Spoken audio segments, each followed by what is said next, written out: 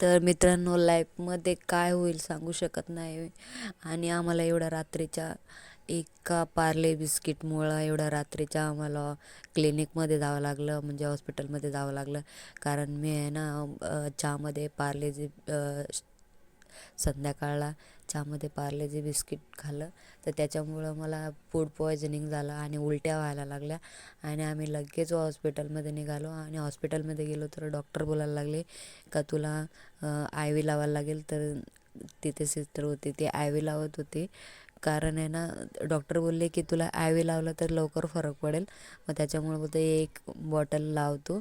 तर त्याच्यामुळे मी ते मला आय व्ही लावत होते. आणि मित्रांनो, बेकार परिस्थिती झालेली, कारण नुसत्या उलट्या होत होत्या. असं वाटत होतं का कशाला मी तो पार्ले बिस्किट खाला, काय माहीत कसं काय फूड पॉयझनिंग झालं मित्रांनो.